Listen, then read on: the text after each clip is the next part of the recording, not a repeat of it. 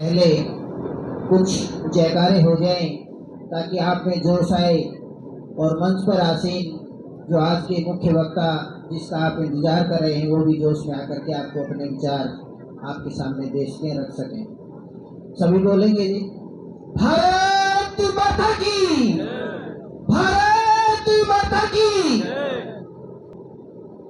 आज के इस समारोह में उपस्थित सभी मंचासीन मुख्य वक्तागण, मेरे सामने बैठे मेरे बड़े बुजुर्ग नौजवान साथी, मातृशक्ति, मैं अनिल शर्मा सातोड़िया सबसे पहले आपको मेरी तरफ से नमस्कार करता हूं। इस सम्मेलन में जो एक हमारे आज मंच पर आकर के पहली बार देखा सुना, ये वह कार्य आपने छेड़ दिया जो सन 47 से पहले हमारे देश के युवा साथी, हमारे देश के बड़े बुजुर्ग अंग्रेजों से आजादी पाना चाहते थे, उनकी गुलामी से आजादी पाना चाहते थे। लेकिन अभी आप जैसे कह करने का कार्य किया, उनको यहाँ बुलावा दिया। लेकिन आप हताश नहीं होंगे कि आपके बुलाने से यहाँ हजारों की संख्या में लोग नहीं आए, क्योंकि इस देश को में क्रांति जगाने वाले, इस देश को आजाद कराने की लंबी लाइन थी।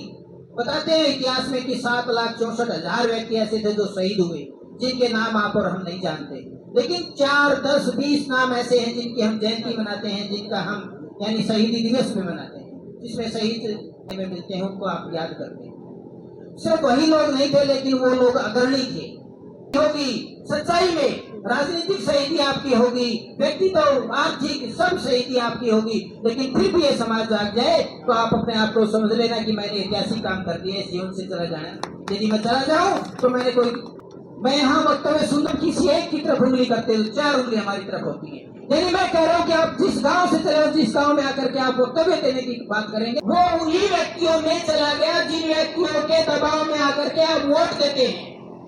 वो उन्हीं लोगों के पास चला गया। जैसे अभी आप देख रहे हैं कि आपके 700 कुछ किसान 1.5 से 2 साल यानी कि लाखों की संख्या में जो किसान मौजूद थे, जो धरना प्रदर्शन पे थे, अपने लिए अपना जो रोजगार उनका खेती का है, उसमें क्या मांग रहे थे? वो यही ना कि जो हमारी लागत है उसका 1.5 गुना हमें दे दिया जाए। लेकिन 700 कुछ शहीद हो गए, किसानों को कुछ नहीं दिया गया, वापिस उनको फैला करके, फुसला करके, बहका करके उठा दिया गया। जो आपके घर के बच्चों को जन्म से लेकर के वो जब वो 10-12 साल का हो जाता है, उसको टीकाकरण, हर तरह की पोलियो की ड्रॉप, जिस भी तरह की फर्स्ट एड जो दी जाती है, जो पहले महामारी हुई थी उनको बचाने के लिए बच्चों को जो दवाई पिलाई जाती है, उसका सबसे पहला काम कौन करता है?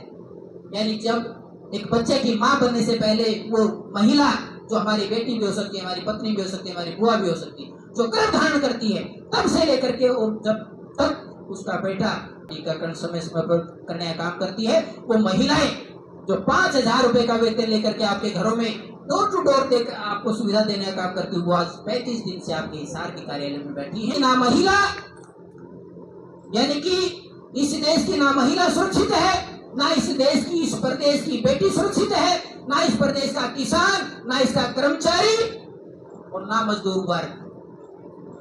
क्या मिलेगा?